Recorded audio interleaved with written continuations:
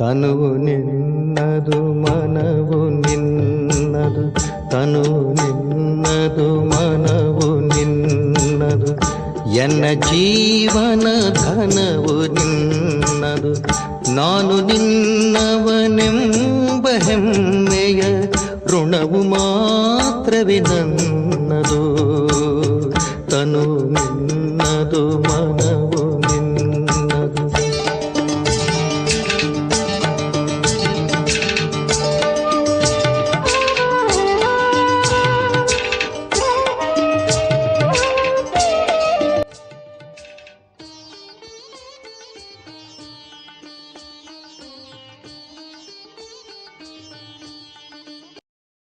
ಓಂ ಶಾಂತಿ. ಮುರಳಿಯ ದಿನಾಂಕ 16/11/2023. ಬಾಪ್ದಾದ ಮಧುಬನ. ಮಧುರ ಮಕ್ಕಳೇ, ಭಾರತವು ವಜ್ರ ಸಮಾನವಾಗಿದ್ದು ಪತಿತವಾದ ಕಾರಣ ಕಂಗಾಲಾಗಿದೆ.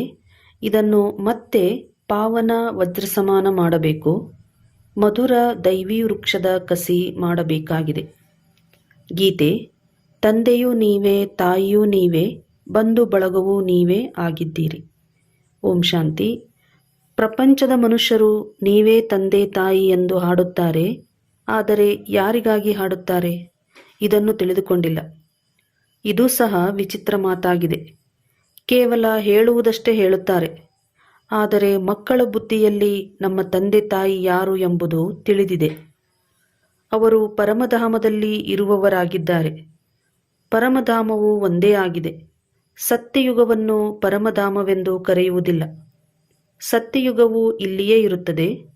ಪರಮಧಾಮದಲ್ಲಿ ನಾವೆಲ್ಲರೂ ಇರುತ್ತೇವೆ. ನಿಮಗೆ ಗೊತ್ತಿದೆ, ನಾವು ಆತ್ಮಗಳು ಪರಮಧಾಮ ಅಥವಾ ನಿರ್ವಾಣ ದೇಶದಿಂದ ಈ ಸಾಕಾರ ಸೃಷ್ಟಿಗೆ ಬರುತ್ತೇವೆ. ಸ್ವರ್ಗವು ಮೇಲೇನಿಲ್ಲ. ನೀವು ಸಹ ಪರಮಧಾಮದಿಂದ ಬರುತ್ತೀರಿ. ನಾವಾತ್ಮಗಳು ಈ ಶರೀರದ ಮೂಲಕ ಪಾತ್ರ ಮಾಡುತ್ತಿದ್ದೇವೆ ಎಂದು ಈಗ ನೀವು ಮಕ್ಕಳು ತಿಳಿದುಕೊಂಡಿದ್ದೀರಿ. ಎಷ್ಟು ಜನ್ಮವನ್ನು ತೆಗೆದುಕೊಳ್ಳುತ್ತೇವೆ, ಹೇಗೆ ಪಾತ್ರವನ್ನು ಅಭಿನಯಿಸುತ್ತೇವೆ ಎಂದು ಈಗ ನೀವು ತಿಳಿದುಕೊಂಡಿದ್ದೀರಿ. ಅವರು ದೂರ ದೇಶದಲ್ಲಿ ಇರುವವರು ಪರದೇಶದಲ್ಲಿ ಬಂದಿದ್ದಾರೆ. ಈಗ ಪರದೇಶವೆಂದು ಏಕೆ ಹೇಳಲಾಗುತ್ತದೆ?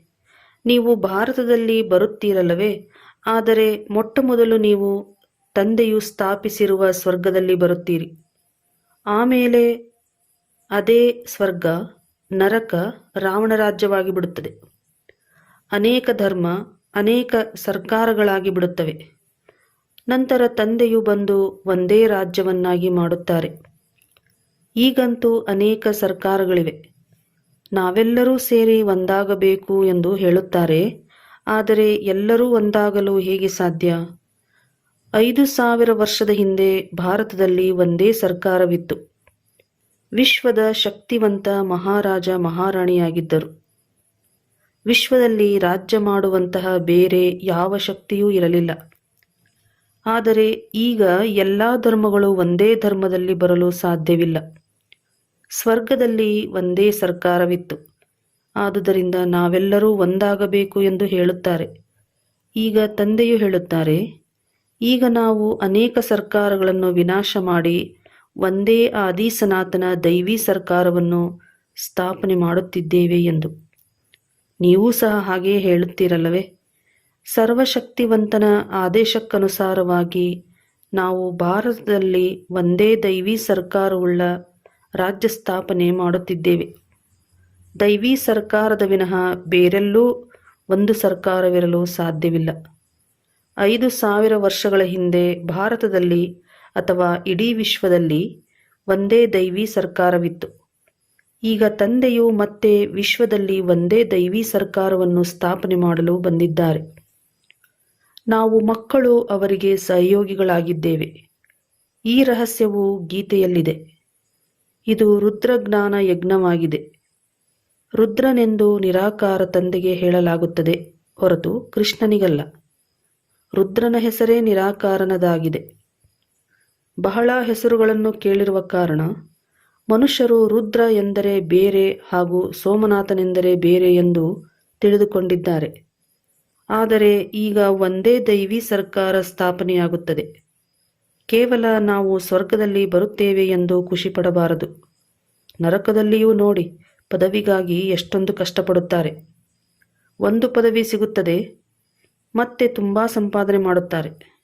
ಭಕ್ತರಿಗಾಗಿ ಒಬ್ಬರೇ ಭಗವಂತನಿರಬೇಕಾಗುತ್ತದೆ, ಇಲ್ಲವಾದರೆ ಅಲೆದಾಡುತ್ತಾರೆ. ಇಲ್ಲಿ ಎಲ್ಲರಿಗೂ ಭಗವಂತನೆಂದು ಹೇಳಿಬಿಡುತ್ತಾರೆ. ಅನೇಕರಿಗೆ ಭಗವಂತನ ಅವತಾರ ಎಂದು ಮಾನ್ಯತೆ ನೀಡುತ್ತಾರೆ, ಮಹಿಮೆ ಮಾಡುತ್ತಾರೆ. ಆದರೆ ತಂದೆಯು ಒಮ್ಮೆ ಮಾತ್ರವೇ ಬರುತ್ತೇನೆ ಎಂದು ಹೇಳುತ್ತಾರೆ. ಕಲಿಯುಗದ ಅಂತ್ಯದಲ್ಲಿ ನಾನು ಒಮ್ಮೆ ಮಾತ್ರ ಬರುತ್ತೇನೆಂದು ತಂದೆ ಹೇಳುತ್ತಾರೆ. ಪತಿತಪಾವನ ಬಾ ಎಂದೂ ಸಹ ಹಾಡುತ್ತಾರೆ. ಇಡೀ ಜಗತ್ತು ಪತಿತವಾಗಿದೆ, ಅದರಲ್ಲಿಯೂ ಭಾರತ ಹೆಚ್ಚು ಪತಿತವಾಗಿದೆ. ಭಾರತವೇ ಕಂಗಾಲಾಗಿದೆ, ಮತ್ತೆ ಭಾರತವೇ ವಜ್ರ ಸಮಾನವಾಗುತ್ತದೆ. ನಿಮಗೆ ಈಗ ಹೊಸ ಪ್ರಪಂಚದಲ್ಲಿ ಇಂತಹ ರಾಜ್ಯವು ಸಿಗುತ್ತದೆ. ಆದುದರಿಂದ ತಂದೆಯು ತಿಳಿಸುತ್ತಾರೆ, ಕೃಷ್ಣನಿಗೆ ಭಗವಂತನೆಂದು ಹೇಳಲು ಸಾಧ್ಯವಿಲ್ಲ. ಜನನ ಮರಣರಹಿತನಾದ ಒಬ್ಬ ಪರಮಪಿತ ಪರಮಾತ್ಮನಿಗೆ ಮಾತ್ರ ಹೇಳಲಾಗುವುದು. ಆದರೆ ಮನುಷ್ಯರು ಅವರೂ ಭಗವಂತ, ನಾವು ಭಗವಂತ ಆಗಿದ್ದೇವೆ ಎಂದು ಹೇಳುತ್ತಾರೆ. ನಾವು ಇಲ್ಲಿಗೆ ಮಜಾ ಮಾಡಲು ಬಂದಿದ್ದೇವೆ ಎಂದು ಹೇಳುತ್ತಾರೆ. ಈ ರೀತಿ ಬಹಳ ನಶೆ ಅಥವಾ ಮಸ್ತಿಯಲ್ಲಿರುತ್ತಾರೆ. ಎಲ್ಲಿ ನೋಡಿದರೂ ಭಗವಂತನೇ ಭಗವಂತ ಕಾಣುತ್ತಾರೆ. ಎಲ್ಲವೂ ಭಗವಂತನ ಸ್ವರೂಪವೇ ಆಗಿದೆ. ನಾವೇ ನೀವು, ನೀವೇ ನಾವು ಎಂದು ನೃತ್ಯ ಮಾಡತೊಡಗುತ್ತಾರೆ. ಸಾವಿರಾರು ಮಂದಿ ಇಂಥವರಿಗೆ ಅನುಯಾಯಿಗಳಾಗಿದ್ದಾರೆ. ತಂದೆಯು ಹೇಳುತ್ತಾರೆ, ಭಕ್ತರು ಭಗವಂತನ ಭಕ್ತಿ ಮಾಡುತ್ತಿರುತ್ತಾರೆ. ಭಕ್ತಿಯಲ್ಲಿ ಭಾವನೆಯಿಂದ ಪೂಜೆ ಮಾಡುತ್ತಿರುತ್ತಾರೆ. ಆಗ ನಾನು ಅವರಿಗೆ ಸಾಕ್ಷಾತ್ಕಾರ ಮಾಡಿಸುತ್ತೇನೆ ಎಂದು ತಂದೆ ಹೇಳುತ್ತಾರೆ. ಆದರೆ ಅವರು ನನ್ನ ಜೊತೆ ಮಿಲನ ಮಾಡಲು ಸಾಧ್ಯವಿಲ್ಲ. ನಾನು ಸ್ವರ್ಗದ ರಚಯಿತನಾಗಿದ್ದೇನೆ. ಅವರಿಗೂ ನಾನು ಸ್ವರ್ಗದ ಆಸ್ತಿಯನ್ನು ಕೊಡುತ್ತೇನೆಂದು ತಿಳಿಯಬಾರದು. ಭಗವಂತ ಒಬ್ಬರೇ ಆಗಿದ್ದಾರೆ. ಎಲ್ಲರೂ ಪುನರ್ಜನ್ಮವನ್ನು ತೆಗೆದುಕೊಳ್ಳುತ್ತಾ ನಿಸ್ಸಹಾಯಕರಾಗಿ ಬಿಡುತ್ತಾರೆ ಎಂದು ತಂದೆಯು ಹೇಳುತ್ತಾರೆ. ಈಗ ನಾನು ಪರಮಧಾಮದಿಂದ ಬಂದಿದ್ದೇನೆ. ನಾನು ಯಾವ ಸ್ವರ್ಗದ ಸ್ಥಾಪನೆಯನ್ನು ಮಾಡುತ್ತೇನೆಯೋ ಆ ಸ್ವರ್ಗದಲ್ಲಿ ನಾನು ಬರುವುದಿಲ್ಲ. ಬಹಳ ಮನುಷ್ಯರು ನಾವು ನಿಷ್ಕಾಮ ಸೇವೆಯನ್ನು ಮಾಡುತ್ತೇವೆ ಎಂದು ಹೇಳುತ್ತಾರೆ. ಆದರೆ ಸೇವೆಯ ಫಲವನ್ನು ಬಯಸಲಿ ಅಥವಾ ಬಯಸದಿರಲಿ, ಆದರೆ ಅವಶ್ಯವಾಗಿ ಅದರ ಪ್ರತಿಫಲವು ಸಿಗುತ್ತದೆ. ದಾನ ಮಾಡುವವರಿಗೆ ಅವಶ್ಯವಾಗಿ ಫಲವು ಸಿಗುತ್ತದೆಯಲ್ಲವೇ? ಈಗ ನೀವು ಶ್ರೀಮಂತರಾಗಿದ್ದೀರೆಂದರೆ ಹಿಂದಿನ ಜನ್ಮದಲ್ಲಿ ದಾನ ಪುಣ್ಯ ಮಾಡಿದ್ದೀರಿ ಎಂದರ್ಥ. ಈಗ ನೀವು ಪುರುಷಾರ್ಥ ಮಾಡುತ್ತಿದ್ದೀರಿ.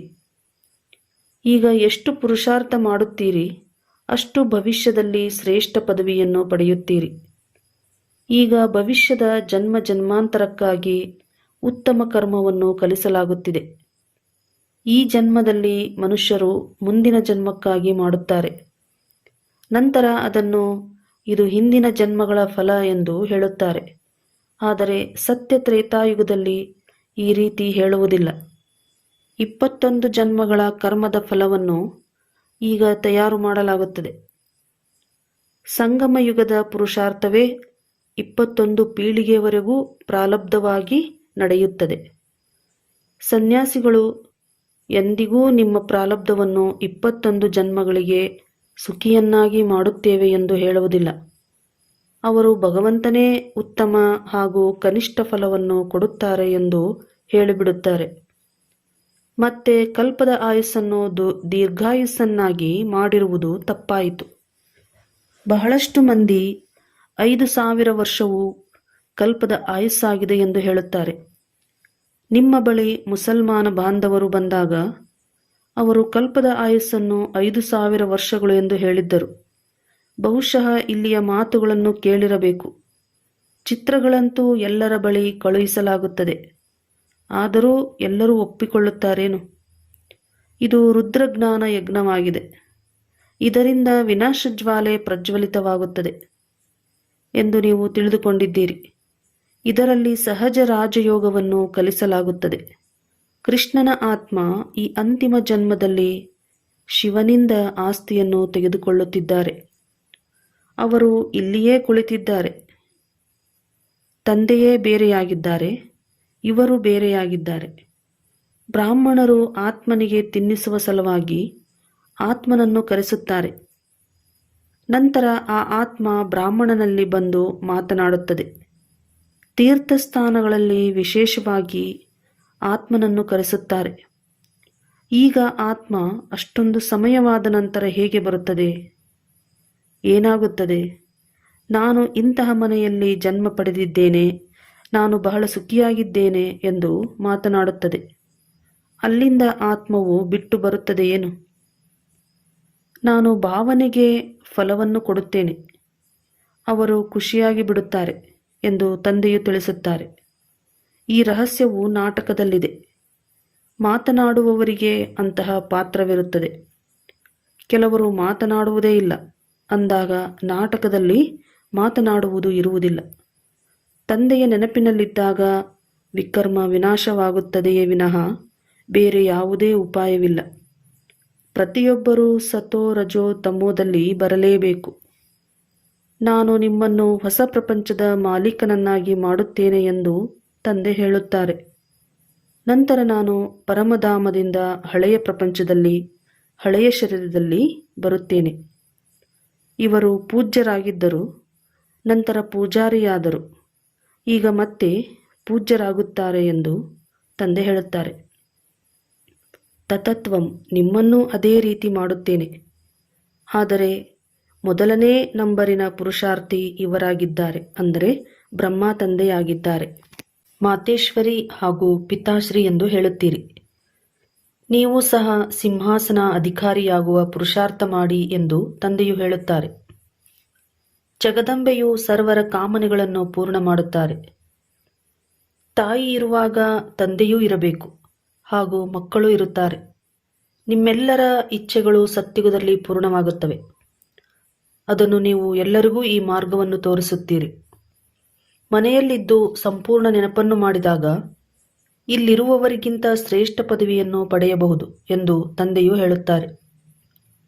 ಬಹಳಷ್ಟು ಬಂಧನದಲ್ಲಿರುವವರು ಇದ್ದಾರೆ. ಇದು ಕಠಿಣವಾದ ಜ್ಞಾನವಾಗಿದೆ. ಸಿಖ್ ಧರ್ಮದವರು ಇದನ್ನು ತಿಳಿದುಕೊಳ್ಳುತ್ತಾರೆ. ಮನುಷ್ಯರನ್ನು ದೇವತೆಗಳನ್ನಾಗಿ ಯಾರು ಮಾಡಿದರು? ಏಕ್ ಓಂಕಾರ್ ಸತ್ನಾಮ್ ಎನ್ನುವುದು ಇವರ ಮಹಿಮೆಯೇ ಆಗಿದೆ. ಅಕಾಲ ಮೂರ್ತಿ ಬ್ರಹ್ಮತತ್ವವು ಅವರ ಸಿಂಹಾಸನವಾಗಿದೆ, ಅಂದರೆ ಶಿವತಂದೆಯ ಸಿಂಹಾಸನವಾಗಿದೆ. ಸಿಂಹಾಸನವನ್ನು ಬಿಟ್ಟು ಬಾ ಎಂದು ಅವರು ಹೇಳುತ್ತಾರಲ್ಲವೇ? ನಾನು ಇಡೀ ಸೃಷ್ಟಿಯ ಆದಿ ಮಧ್ಯ ಅಂತ್ಯವನ್ನು ತಿಳಿದುಕೊಂಡಿದ್ದೇನೆಯೇ ವಿನಃ ಎಲ್ಲರ ಮನಸ್ಸಿನಲ್ಲಿರುವುದನ್ನು ತಿಳಿದುಕೊಂಡಿಲ್ಲ ಎಂದು ತಂದೆಯು ಕುಳಿತು ತಿಳಿಸುತ್ತಾರೆ. ಸದ್ಗತಿಯಲ್ಲಿ ಕರೆದೊಯ್ಯಿರಿ ಎಂದು ಭಗವಂತನನ್ನು ನೆನಪು ಮಾಡುತ್ತಾರೆ. ನಾನು ಸರ್ವಶಕ್ತಿವಂತನ ದೈವಿ ಸರ್ಕಾರವನ್ನು ಸ್ಥಾಪನೆ ಮಾಡುತ್ತಿದ್ದೇನೆ ಎಂದು ತಂದೆಯು ಹೇಳುತ್ತಾರೆ. ಈಗ ಏನು ವಿಭಜನೆಗಳಾಗಿವೆ ಅವೆಲ್ಲವೂ ಒಂದಾಗಿ ಬಿಡುತ್ತವೆ. ನಮ್ಮ ದೇವಿ ದೇವತಾ ಧರ್ಮದ ಸಸಿಯನ್ನು ನಾಟಿ ಮಾಡಬೇಕಾಗಿದೆ. ಇದು ಅತಿ ದೊಡ್ಡ ವೃಕ್ಷವಾಗಿದೆ. ಇದರಲ್ಲಿ ಮಧುರಾತಿ ಮಧುರರು ದೇವಿ ದೇವತೆಗಳಾಗಿದ್ದಾರೆ. ಅವರ ಸಸಿ ನಾಟಿ ಮಾಡಬೇಕಾಗಿದೆ. ನಂತರ ಬರುವ ಅನ್ಯ ಧರ್ಮದವರು ಅವರ ಧರ್ಮದ ಸಸಿ ನಾಟಿ ಮಾಡುವುದಿಲ್ಲ. ಒಳ್ಳೆಯದು. ಇಂದು ಸದ್ಗುರುವಾರವಾಗಿದೆ. ಮಕ್ಕಳೇ, ಶ್ರೀಮತದಂತೆ ನಡೆದು ಪವಿತ್ರವಾದಾಗ ನಾನು ಜೊತೆಯಲ್ಲಿ ಕರೆದುಕೊಂಡು ಹೋಗುತ್ತೇನೆ ಎಂದು ತಂದೆಯು ಹೇಳುತ್ತಾರೆ. ಬೇಕಾದರೆ ಮಕಮಲ್ ರಾಣಿಯಾದರೂ ಆಗಿ ಅಥವಾ ರೇಷ್ಮೆಯ ರಾಣಿಯಾದರೂ ಆಗಿ ಆಸ್ತಿಯನ್ನು ತೆಗೆದುಕೊಳ್ಳಲು ನನ್ನ ಮತದಂತೆ ನಡೆಯಿರಿ. ನೆನಪಿನಿಂದಲೇ ನೀವು ಅಪವಿತ್ರರಿಂದ ಪವಿತ್ರರಾಗಿ ಬಿಡುತ್ತೀರಿ. ಒಳ್ಳೆಯದು. ಬಾಪ್ ದಾದಾ ಹಾಗೂ ಮಧುರ ಮಮ್ಮಾರವರ ಅಗಲಿ ಹೋಗಿ ಮರಳಿ ಸಿಕ್ಕಿರುವ ಮಕ್ಕಳಿಗೆ ನೆನಪು, ಪ್ರೀತಿ ಹಾಗೂ ಮಾಲೀಕರಿಗೆ ಸಲಾಂ ಮಾಲೆಕಂ. ಆತ್ಮೀಯ ಮಕ್ಕಳಿಂದ ಆತ್ಮೀಯ ತಂದೆಗೆ ನಮಸ್ತೆ ನಮಸ್ತೆ ನಮಸ್ತೆ. ಧಾರಣೆಗಾಗಿ ಮುಖ್ಯ ಸಾರ. ಸಂಗಮಯುಗದ ಪುರುಷಾರ್ಥದ ಪ್ರಾರಬ್ಧವು 21 ಜನ್ಮಗಳು ನಡೆಯುತ್ತವೆ. ಈ ಮಾತನ್ನು ನೆನಪಿನಲ್ಲಿಟ್ಟುಕೊಂಡು ಶ್ರೇಷ್ಠ ಕರ್ಮವನ್ನು ಮಾಡಬೇಕು. ಜ್ಞಾನದಾನದಿಂದ ತಮ್ಮ ಪ್ರಾರಬ್ಧವನ್ನು ಶ್ರೇಷ್ಠ ಮಾಡಿಕೊಳ್ಳಬೇಕು. ಮಧುರವಾದ ದೈವೀ ವೃಕ್ಷದ ಸಸಿ ನಾಟಿಯಾಗುತ್ತಿದೆ. ಆದ್ದರಿಂದ ಅತಿ ಮಧುರರಾಗಬೇಕಾಗಿದೆ. ವರದಾನ: ಬ್ರಾಹ್ಮಣ ಜನ್ಮದ ವಿಶೇಷತೆ ಮತ್ತು ವಿಚಿತ್ರತೆಯನ್ನು ನೆನಪಿನಲ್ಲಿಡುತ್ತಾ ಸೇವೆ ಮಾಡುವಂತಹ ಸಾಕ್ಷಿ ಆಗಿರಿ. ವರದಾನದ ವಿವರಣೆ: ಈ ಬ್ರಾಹ್ಮಣ ಜನ್ಮ ದಿವ್ಯ ಜನ್ಮವಾಗಿದೆ. ಸಾಧಾರಣ ಜನ್ಮಧಾರಿ ಆತ್ಮಗಳು ತಮ್ಮ ಹುಟ್ಟಿದ ದಿನವನ್ನು ಬೇರೆಯಾಗಿ ಆಚರಿಸುತ್ತಾರೆ. ಮದುವೆಯಾದ ದಿನವನ್ನು, ಫೌಂಡರ್ಸ್ ಡೇ ಅನ್ನು ಬೇರೆಯಾಗಿ ಆಚರಿಸುತ್ತಾರೆ. ಆದರೆ ನಿಮ್ಮ ಹುಟ್ಟಿದ ದಿನವೂ ಅದೇ ಆಗಿದೆ.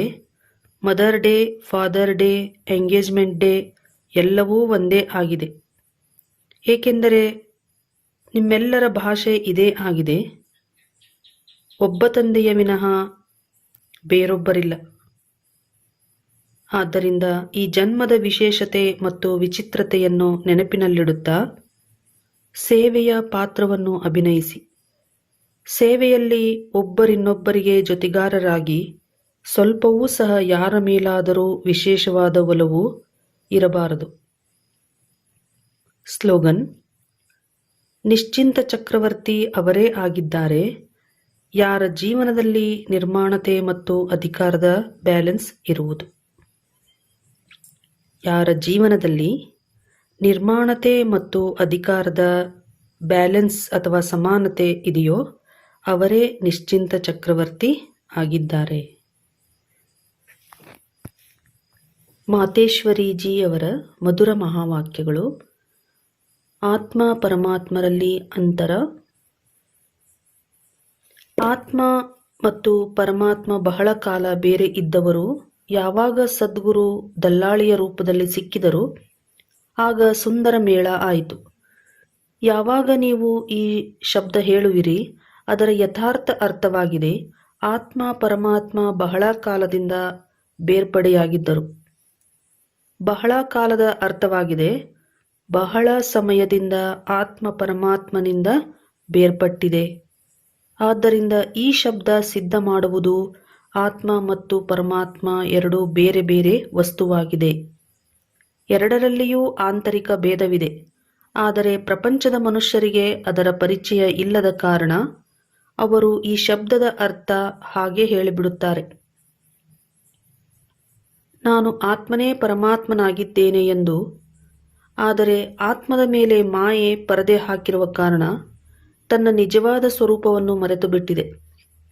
ಯಾವಾಗ ಆತ್ಮನೇ ಪರಮಾತ್ಮ ಎಂಬ ಈ ಮಾಯೆಯ ಪರದೆ ಕಳಚಿ ಬೀಳುವುದು ಆಗ ಆತ್ಮವನ್ನು ಬೇರೆಯಾಗಿ ಈ ಉದ್ದೇಶದಿಂದ ಹೇಳುತ್ತಾರೆ. ಮತ್ತು ಬೇರೆ ಮನುಷ್ಯರು ಈ ಉದ್ದೇಶದಿಂದ ಹೇಳುತ್ತಾರೆ ನಾನು ಆತ್ಮನೇ ಪರಮಾತ್ಮನಾಗಿದ್ದೇನೆ ಎಂದು. ಆದರೆ ಆತ್ಮ ತನ್ನನ್ನು ತಾನು ಮರೆತಿರುವ ಕಾರಣ ದುಃಖಿಯಾಗಿದೆ. ಯಾವಾಗ ಆತ್ಮ ಮತ್ತೆ ತನಗೆ ತಾನು ಪರಿಚಯ ಮಾಡಿಕೊಂಡು ಶುದ್ಧವಾಗುವುದು ಆಗ ಆತ್ಮ ಪರಮಾತ್ಮನನ್ನು ಸೇರಿ ಒಂದೇ ಆಗಿಬಿಡುವುದು. ಆದ್ದರಿಂದ ಆ ಆತ್ಮನಿಗೆ ಬೇರೆ ಈ ಅರ್ಥದಿಂದ ಹೇಳುತ್ತಾರೆ. ಆದರೆ ತಾವಂತೂ ತಿಳಿದಿರುವಿರಿ ಆತ್ಮ ಪರಮಾತ್ಮ ಎರಡೂ ಬೇರೆ ಬೇರೆಯಾಗಿದೆ. ಆತ್ಮ ಪರಮಾತ್ಮನು ಆಗಲು ಸಾಧ್ಯವಿಲ್ಲ ಮತ್ತು ಆತ್ಮ ಪರಮಾತ್ಮನ ಜೊತೆ ಲೀನವಾಗಿ ಒಂದಾಗಲು ಸಾಧ್ಯವಿಲ್ಲ. ಮತ್ತು ಇನ್ನೊಂದು ಪರಮಾತ್ಮನ ಮೇಲೆ ಮಾಯೆಯ ಪರದೆ ಬೀಳುವುದಿಲ್ಲ.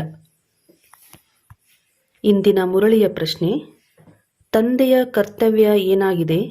ಆ ಕರ್ತವ್ಯದಲ್ಲಿ ಮಕ್ಕಳು ಸಹಯೋಗಿಗಳಾಗಬೇಕು. ಉತ್ತರ: ಇಡೀ ಜಗತ್ತಿನಲ್ಲಿ ಒಂದೇ ದೈವೀ ರಾಜ್ಯವನ್ನು ಸ್ಥಾಪನೆ ಮಾಡುವುದು, ಅನೇಕ ಧರ್ಮಗಳ ವಿನಾಶ, ಒಂದು ಸತ್ಯ ಧರ್ಮದ ಸ್ಥಾಪನೆ ಮಾಡುವುದು ತಂದೆಯ ಕರ್ತವ್ಯವಾಗಿದೆ. ನೀವು ಮಕ್ಕಳು ಈ ಕಾರ್ಯದಲ್ಲಿ ಸಹಯೋಗಿಗಳಾಗಬೇಕು. ಶ್ರೇಷ್ಠ ಪದವಿಯನ್ನು ಪಡೆಯುವ ಪುರುಷಾರ್ಥ ಮಾಡಬೇಕು. ನಾವು ಸ್ವರ್ಗದಲ್ಲಂತೂ ಹೋಗುತ್ತೇವೆ ಎಂದು ಯೋಚಿಸಬಾರದು. ಒಳ್ಳೆಯದು. ಓಂ ಶಾಂತಿ.